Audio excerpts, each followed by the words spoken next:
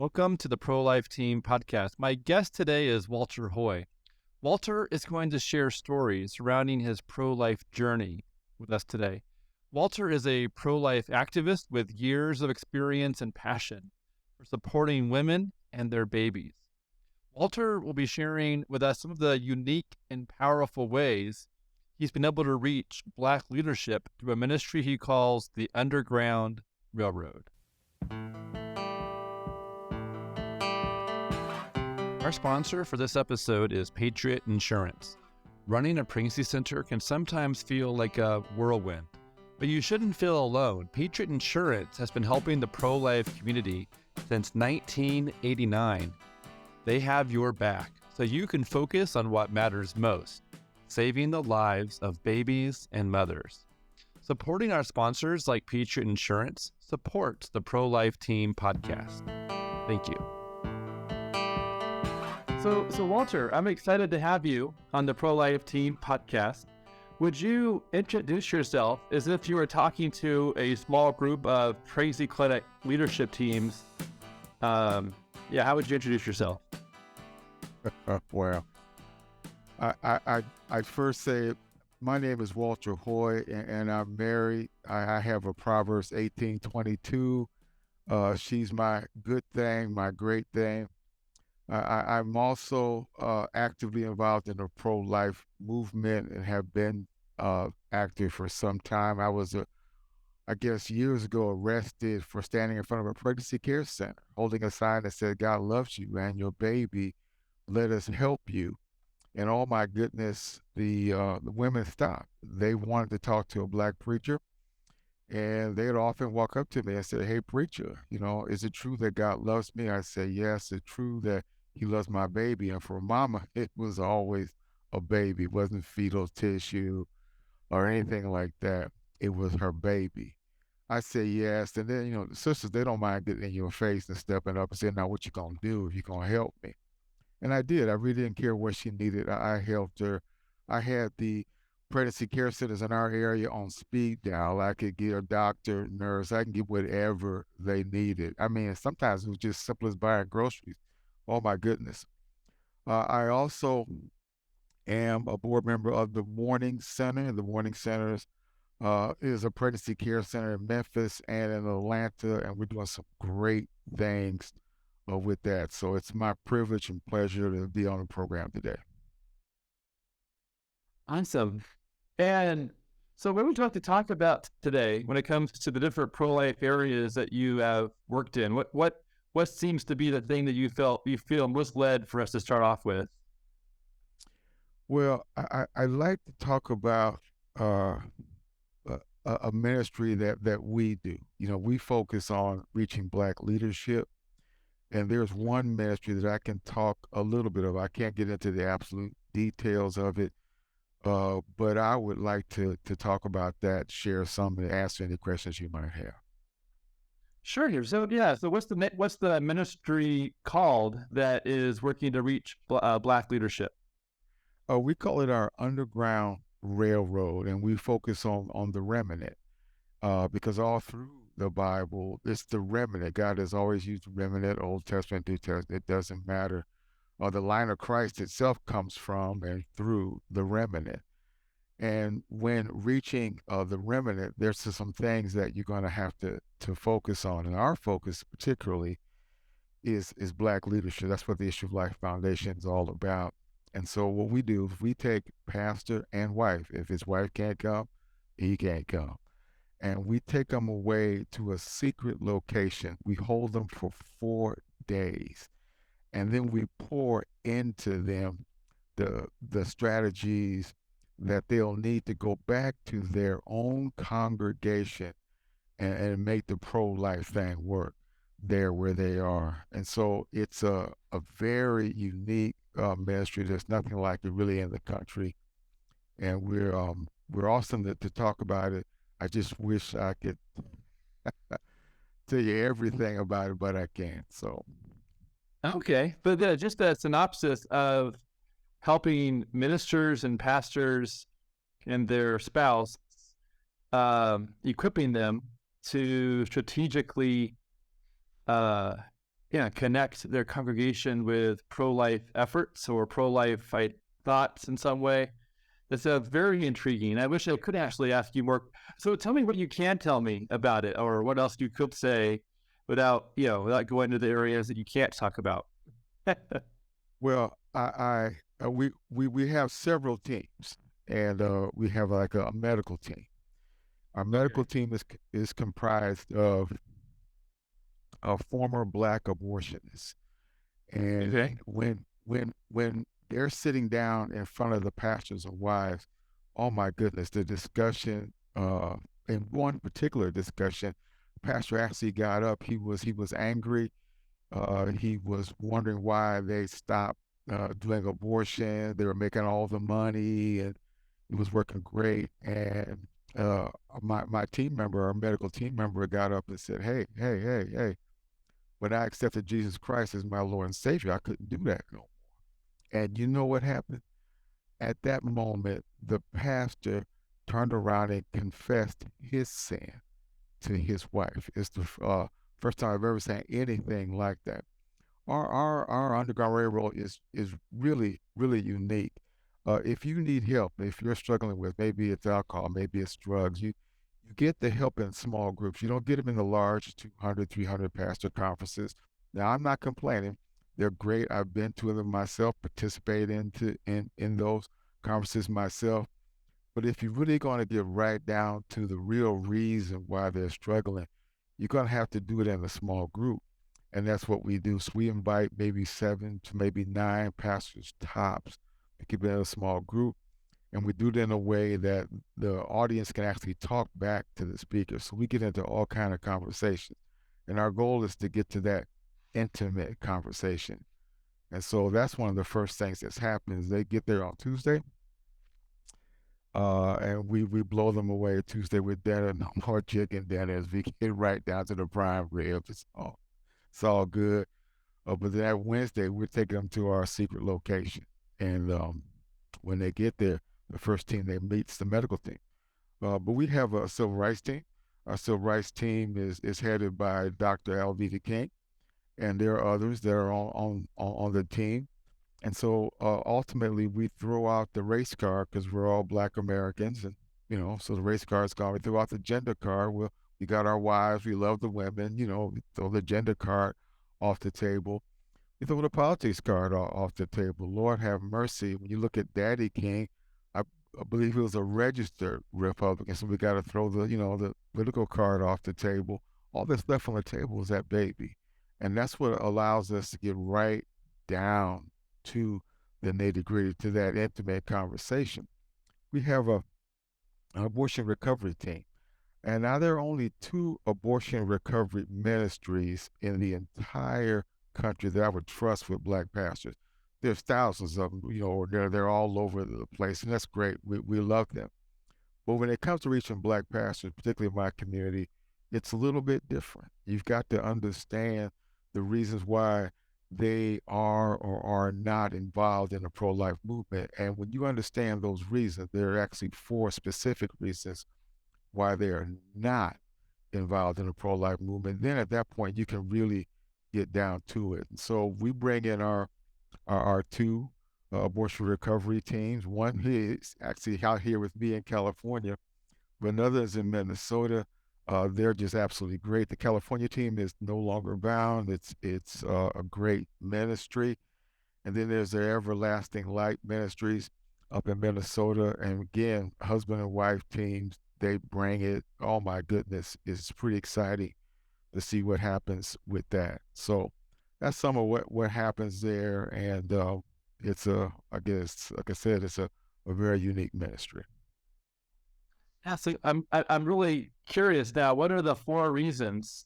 I know you probably can't go into depth because we're trying to make this into a podcast that someone can listen to on the way to, a single drive. But if you, what's the fairest out of the 4 reasons?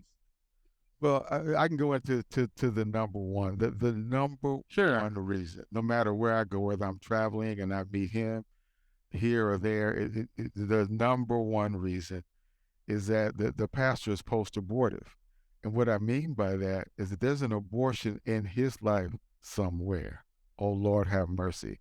It could be mama, could be daddy, it could be his wife, it could be his son, his daughter. If he's preaching to a black congregation, our numbers are so disproportionately high when it comes to abortion that he's probably preaching to an entire congregation that's suffering and wrestling with it. And so when you understand the real reason why someone is saying no, then you can really get to it. For us, the worst case scenario with that number one reason, the worst case scenario, Lord have mercy. It's his girlfriend in the back of the choir. She's 15. And he stole church money to pay Planned Parenthood. Now, if you don't understand how to deal with that, if you even don't know that even exists, uh, you're never going to get him to actually get involved in the pro-life movement. Not at all.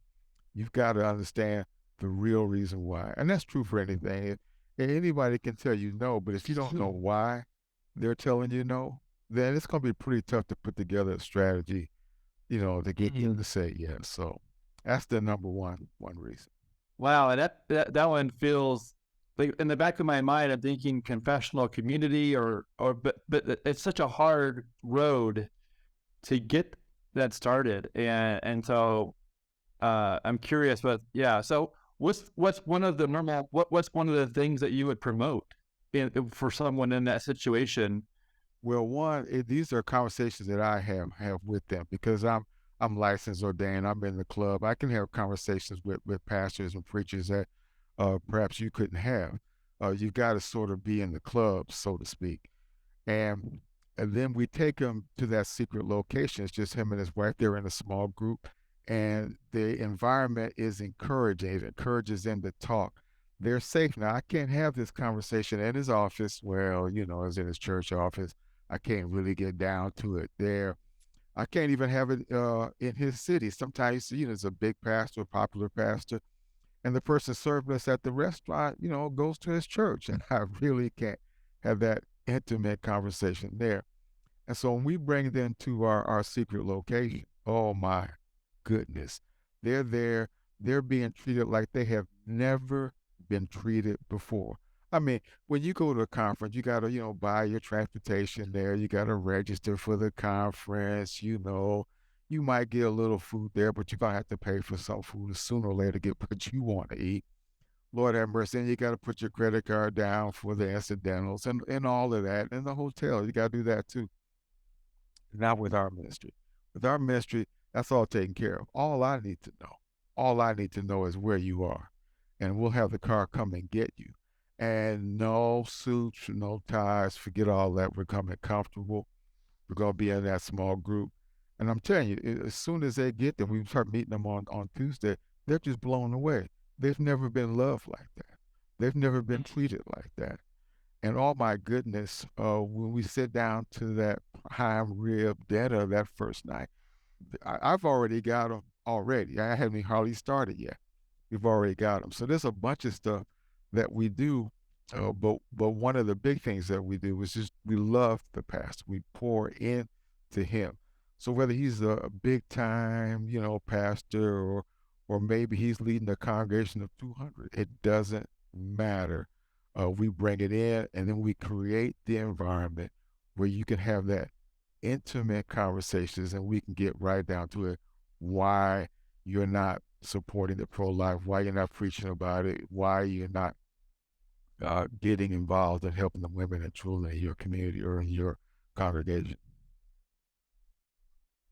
That sounds really beautiful and amazing to be able to take someone from a hard spot and sort of help them, better minister to their own congregation, help them minister to their own family, helping them get, find the healing that they need and ultimately would desire.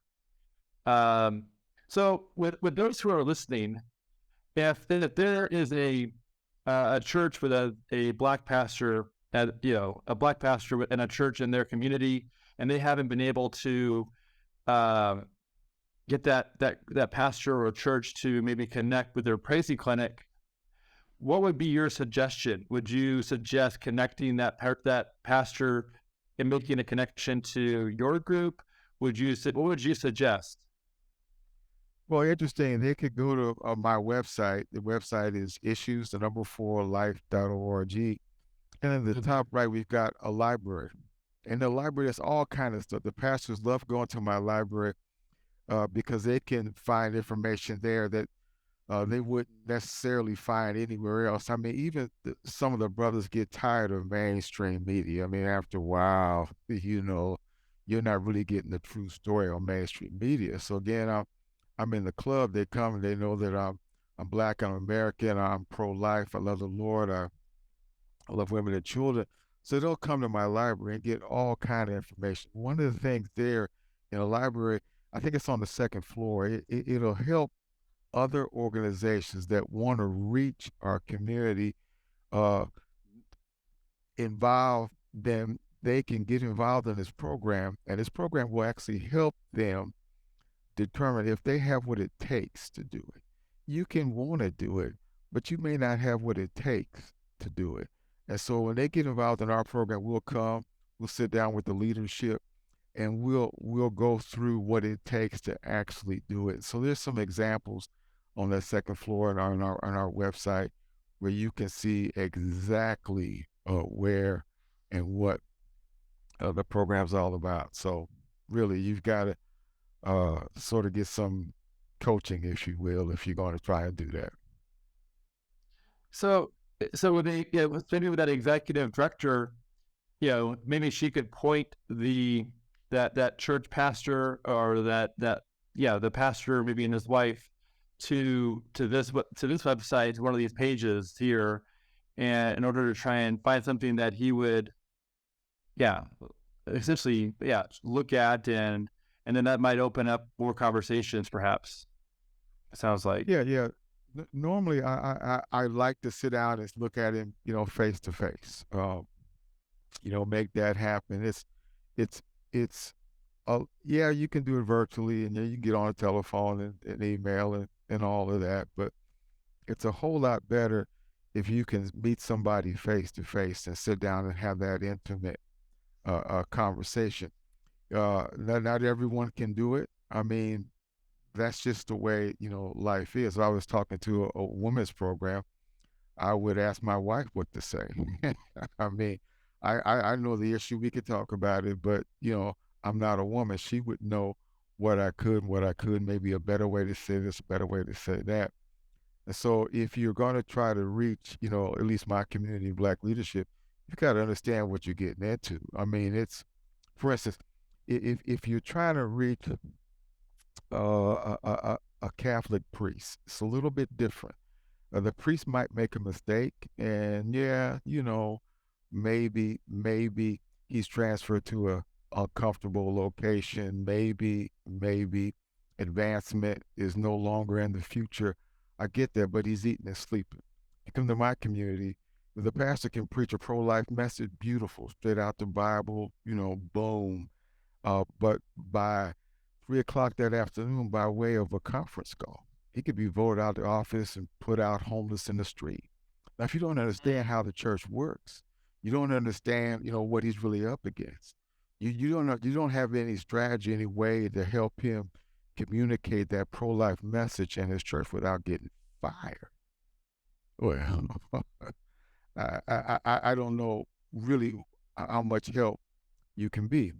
Another thing you're going to have to realize, there's one group called the CNBC, and that group is the most powerful group for Black Americans in the entire country. I mean, they're the number one group.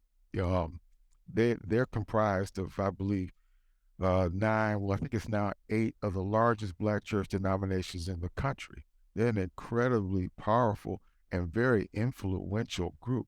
If you don't know anything about that, you don't know anything about them, you don't know how they got started, you don't know the background, you don't know essentially how the church is organized and how it relates, how it moves up from that local congregation to the district, then it moves up to the state, then it moves up to you don't understand any of that, the denomination, none of that. You're just not in a position to really communicate. If all you got is the pamphlet, the video, you got the sign, I mean, that's okay, it's good. But if you're going to reach that leader, you're going to have to know something. And for the most part, generally the pro-life movement is really not in a position to reach Black leadership. So let's say that the executive director wants to reach a Black pastor-led church. Would you suggest that that executive director reach out to you in order to maybe make a plan on how to connect with this church and this pastor? What would be a reasonable first step for someone who's not in that position and without I mean, knowing the they'd have to backstory? call me, and we'd have to talk and get to know one another. And again, like I said, we have that program. It's in our library on the second floor. Okay. It's called cultural proficiency. And if that executive director is really interested, they'll bring my wife and I out, and we'll take them through what we call cultural proficiency. It will help them understand when they say this is what it sounds like to Black Americans. And when you do this is what it looks like to Black. There's some ways to communicate. You may also understand this means that our program has been successful. You may also understand that you don't have what it takes to do it. And so if you can't make that first impression, the right first impression, then I'd recommend that you just leave it alone, because first impressions are so important. But if you can make the right first impression, oh my goodness, then you can begin to take it a little bit deeper. So what we do in this cultural proficiency program, we help the organizations understand if they have what it takes to reach them. And many organizations don't. It'd be better they just left it alone. Other ways, they can maybe support organizations that are prepared to do that. And then finally, I've often been asked, how can we do it, and how can we, become more involved? But when you get right down to what their organization is all about, they're not prepared. It's not even in their mission statement to reach, the Black community. There are going to be some things you're going to have to do differently if you're going to be targeting the Black community when it comes to the pro-life message. So go to the library, on second floor, got our cultural proficiency program. You do a little bit, you take a little bit at that, and see what it's about. And then you can reach us, contact us, and then we can come on in and see if your organization is really ready to get into that discussion. Interesting. So that's sort of a side story, but we're working with an organization who is working to try and serve essentially unplanned pregnancies within the Black community, and they're focused on the African American community, and when it comes to helping new moms and single moms and those experiencing unplanned pregnancy.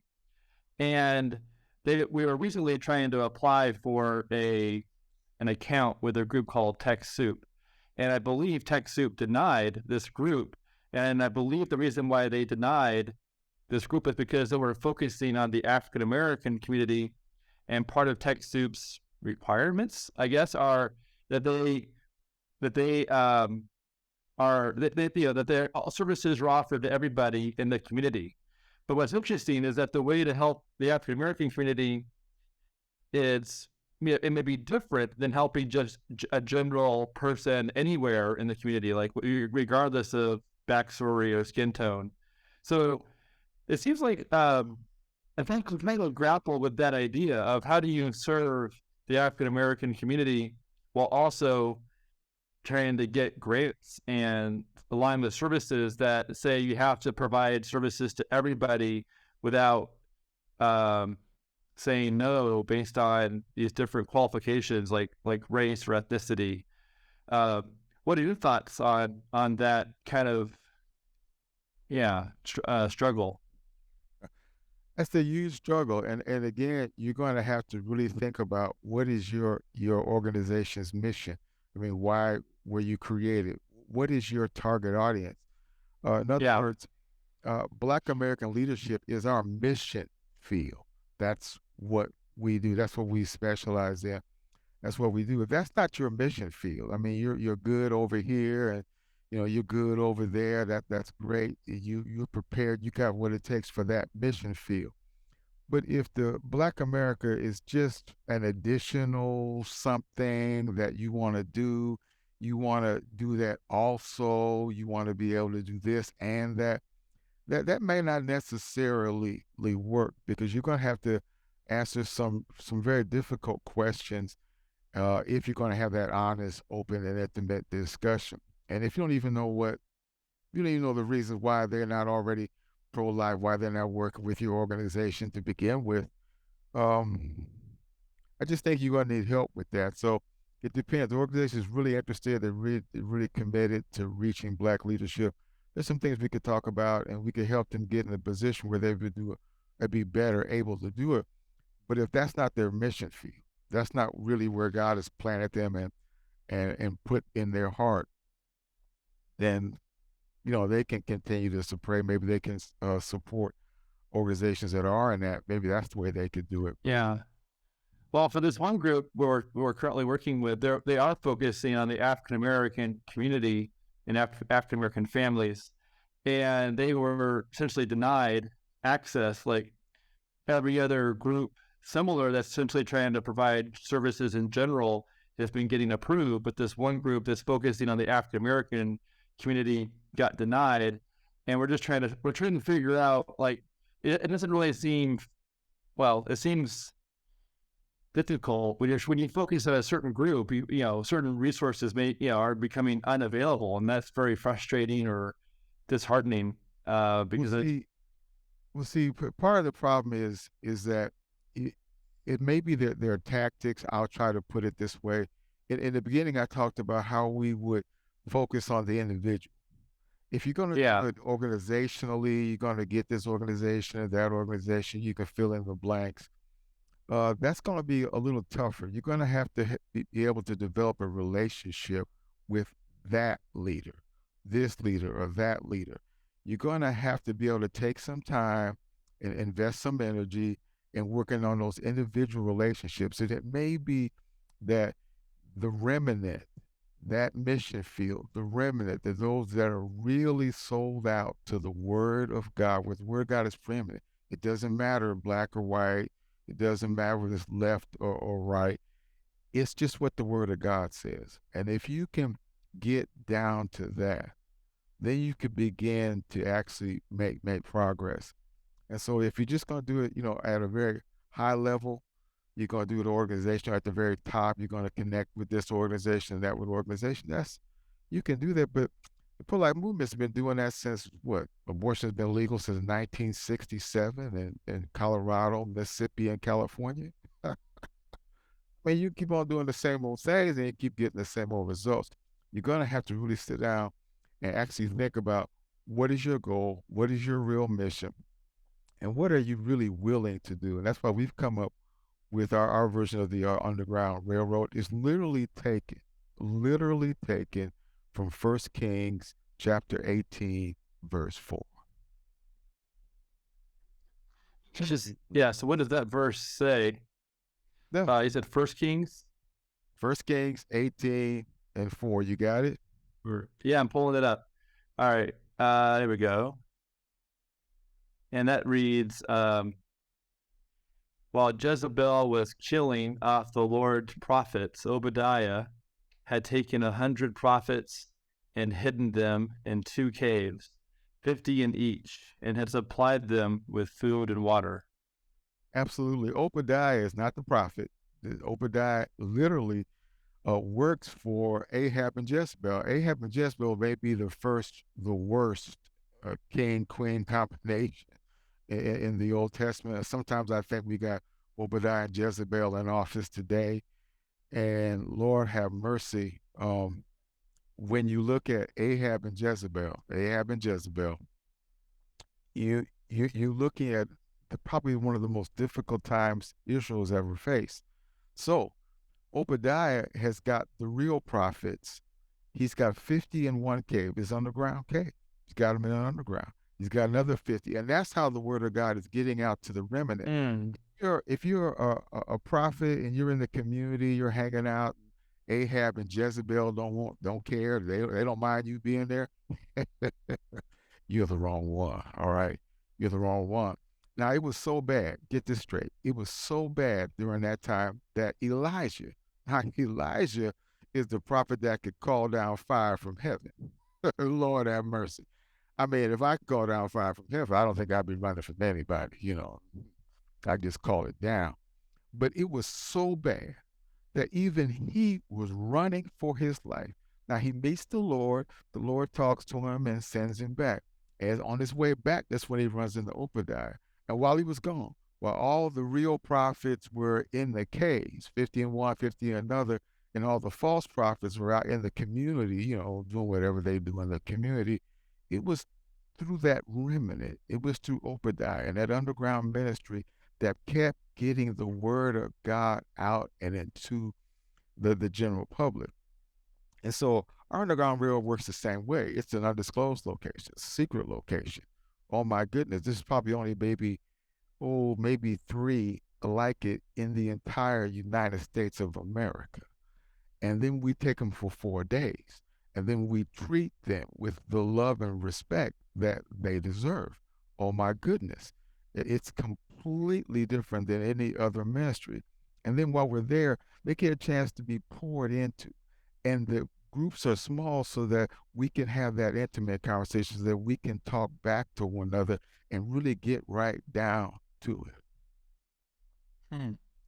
And that sounds really intriguing for a pastor to have that experience of being cared for, just with and having fellow pastors to experience it with. Like that just sounds really pretty awesome. And based on just the level of service and care and information, and also just to try and provide some really good information on how to present a life-saving message in the when it comes to abortion.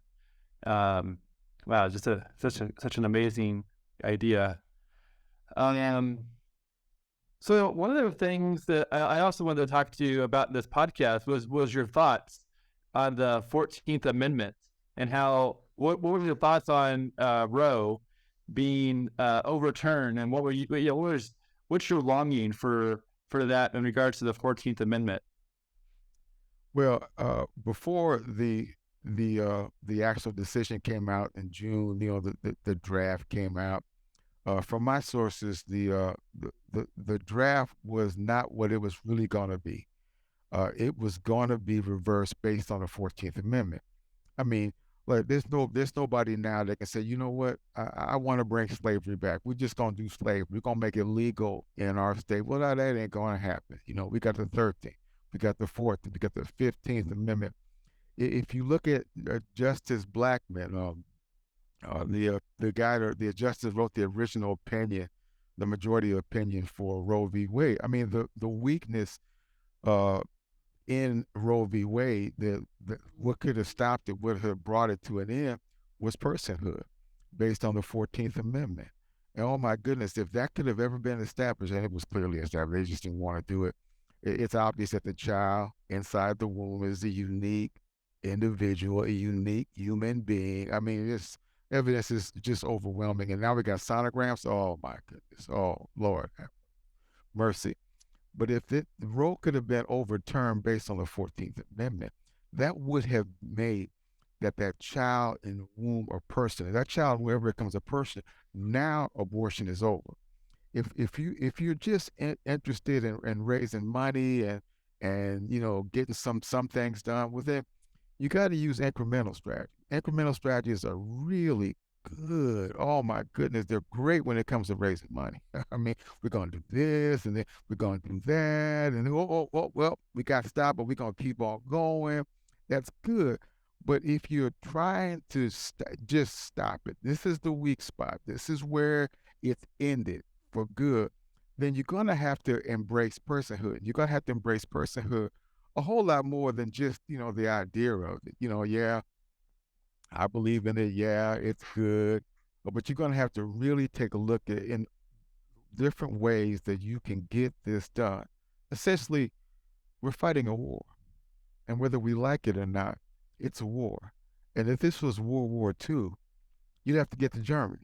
I mean, it's good that we go to France. It's good that, we do Italy. It's good to do Japan. It's good that we storm the shores of Normandy. That's great. That's great. But if you don't get to Germany, you don't get to Hitler, you're not going to win the war. Now, if it's about winning, you're going to have to get to personhood sooner or later, one way or the other. And to just simply assume, well, no, it's not doable. We're going to do this and not that. And we're going to do incremental stuff, and we're going to just step by step. I'll challenge anybody. Can you find me an incremental strategy in the Old Testament? Lord have mercy, even in the New Testament, an incremental strategy, like thou shalt not kill. Well, we're only going to do it, a couple of days out the week. We're going to work our way up to, no, not at all. No, that's not anywhere in the Older or New Testament. You just keep working towards what's right. Keep working toward it. And I think if we can all come together and actually commit our hearts to getting this done, I think we will see a whole lot more. But again, that's just our opinion, and we love everybody. We're gonna Yeah. keep on with everybody. And I guess I would say, if I have, I would say, if we can save as many lives as possible, that's, what we could, that's where we might be today. But ultimately, we do want, to stop abortion, make abortion unthinkable, make abortion illegal, make abortion undesired, make life desired, make life valued, or have life valued. Um, and and I think when it comes to like incremental or compromise, it's good when we can save more lives. Well, But absolutely. it's not part of, it's not, it's I think you're right. It's not, the war is not over until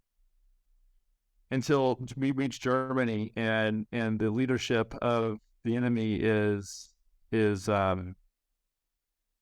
imprisoned or something, or stopped.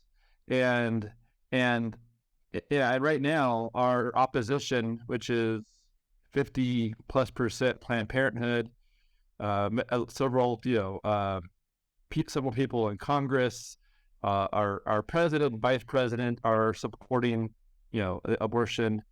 We have a lot of enemies right now that are on the abortion side, but we have God on our side. We have a lot of people on our side, and it's an ongoing spiritual battle that we experience through people and organizations. Oh, I would agree. I think it is. Every life, every individual life is priceless. There's no question about that. But if you're fighting a war, you've got to put together a strategy to actually win the war. And when you look at the battles that were fought in the Old Testament, the battles that were fought in the New Testament, you don't find incremental strategies winning or doing anything. Matter of fact, it's got. I would challenge almost anybody. Find me an incremental strategy. Well, we're gonna, stop worshiping Molech, 7 days a week, and we're only gonna worship Molech or Baal on the weekends. I mean, that's a start. I mean, that's better than what it was when it was 24/7. I totally get that, but there's not a strategy like that in the Bible. And so I think we need to focus more on strategies that are just going to win, not incremental strategy. The strategy is just going to win. It, and if we do more of that, I think God has already given us the victory. We just need to step in and embrace what He would do. And when I look at what Christ Yeah. did in the New Testament, He wasn't incremental. He just saved him. He just saved him. He just went right there, just did it. Oh my goodness, that's our example. There's no greater example than that. So that's what we do here at the Issues Life Foundation, design to literally move them from A to B, to get them from where they were to where they're embracing the pro-life message. They know how to do it.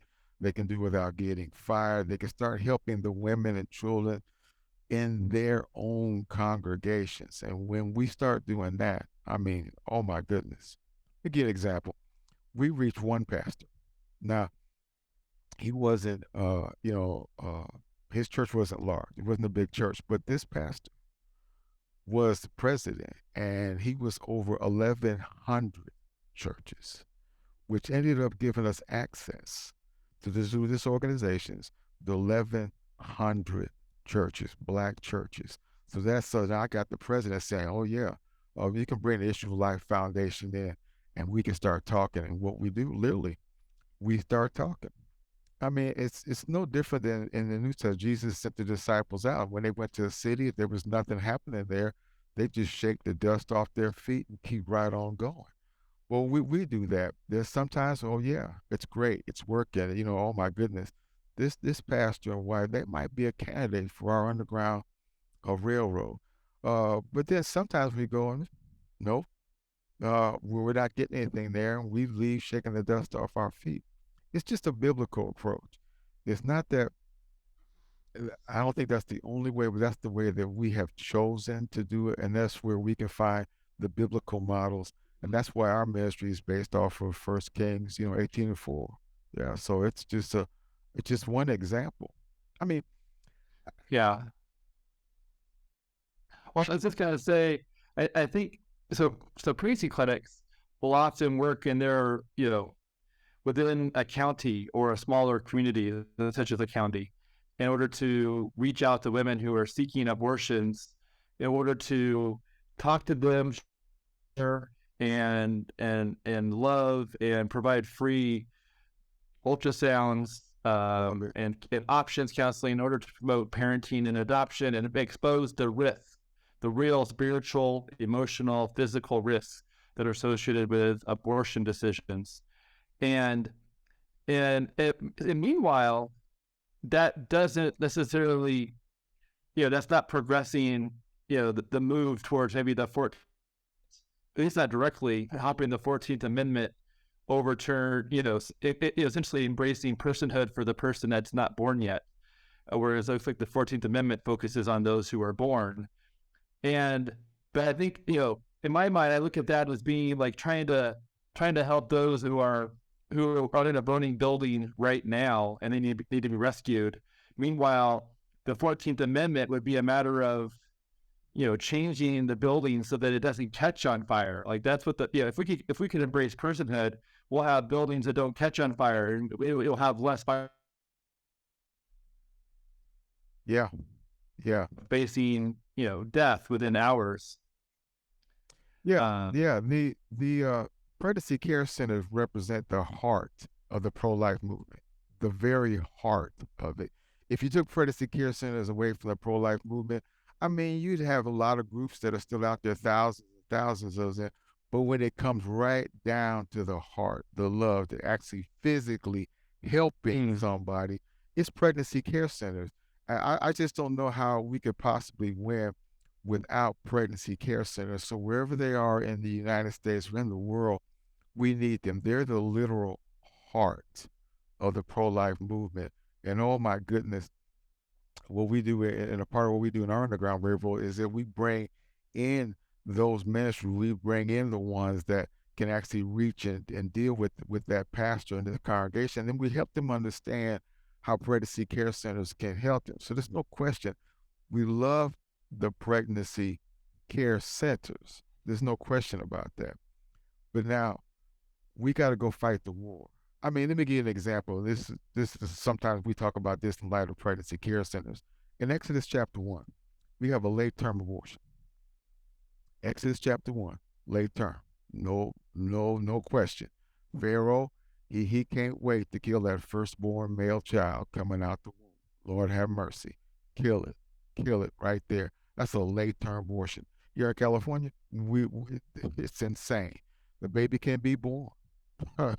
And you can still kill the baby. Late term abortion. Well, it's clear to see in Exodus chapter 1 whose side God is on. Mm, mm. He's helping the midwives. It's the women. It's the midwives. The midwives come up with a plan and they work it. And oh my goodness, God blesses that plan from the midwives. And when the midwives meet Pharaoh, God protects them and keeps them. And then they end up saving the life. Now, they saved the life of Moses. Moses, oh my goodness, is coming now. And not only that, that's the line of Christ. The line of Christ continues through all of that. And so it's clear. I mean, oh my goodness, how God uses women and the pregnancy care centers or midwives. It's incredible. I mean, Moses gets what, adopted by Pharaoh's what, sister? I think his daughter, one of the two. I mean, so God is Now he's like royalty. Yeah, so he wasn't just adopted; he was adopted into the royal family. yeah, yeah. I mean, if Pharaoh's only got what, maybe 5, 6 more chapters to go, and he's through, it's over, you know. And so pregnancy care centers, represent a biblical model, a biblical strategy where women were with women and they were meeting the needs of women the way that only they can. So I can't say enough for pregnancy care centers. And that's why I'm on the board of one right now. I mean, it's the actual love and heart of the pro-life movement. Yeah. I think that, just like there's the body of Christ, I think that represents the people who are involved in the fight against death and the fight for life. And I think the pregnancy clinics do represent like the heart and the care, or I would also maybe call them like the hands and feet, because they're working in these they're meeting women right where they are in order to try and provide free services, and then in order to show the heart of Christ through providing, essentially they're providing medical care while fundraising.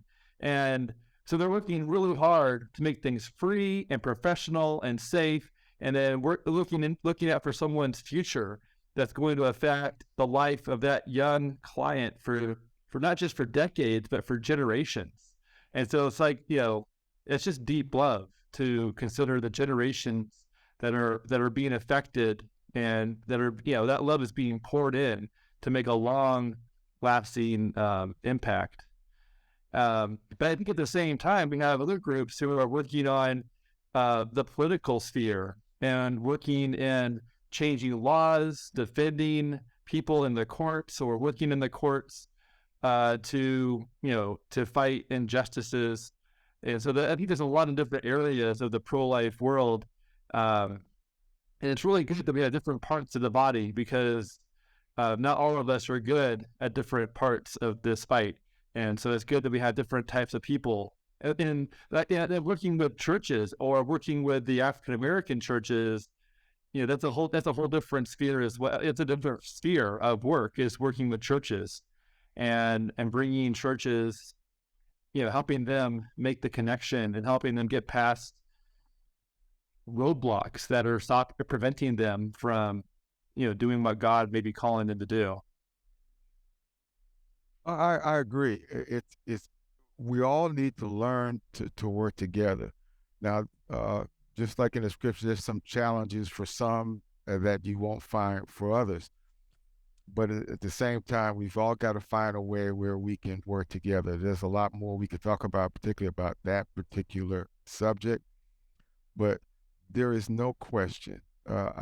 You take the pregnancy care centers out of the pro-life movement, and the pro-life movement is done.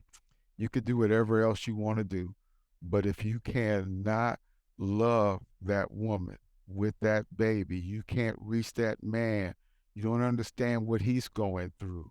It's the love that changes everything, and Christ himself in the Gospels, emulates that. Everywhere he goes, he gets right to the real reason. Why are you struggling? Right, gets right to it. And then when he gets to it, he blesses you. And oh my goodness, the life has changed. And so are the lives of those around it. So I think when it comes to a biblical model, pregnancy care centers are pretty much at the top.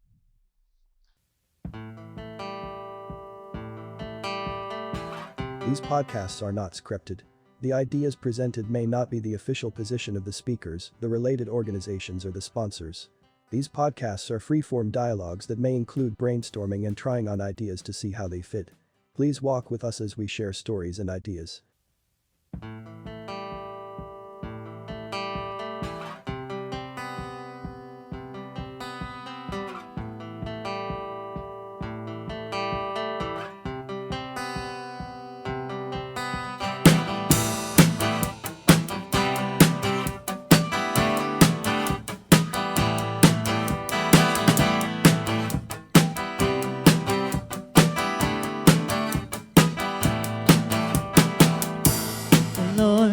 shepherd, I shall not be in want.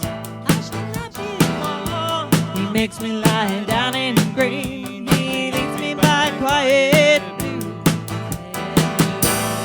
Yeah, though I walk through darkest valleys, you are near me. Your protection and guidance are comforting me everywhere that I go.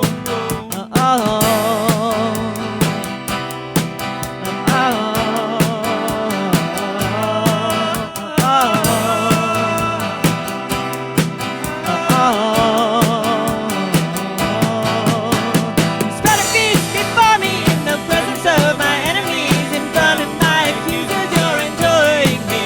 You anoint my head with oil, and my cup is overflowing. Mercy, beauty, and your love are chasing after me. Everywhere that I go, every day of my life, everywhere I go, every day of my life.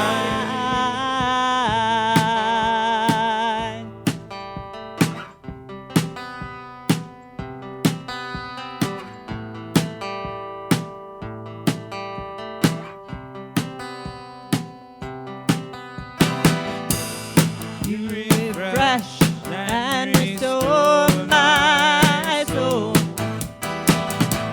You lead me in righteous pathways for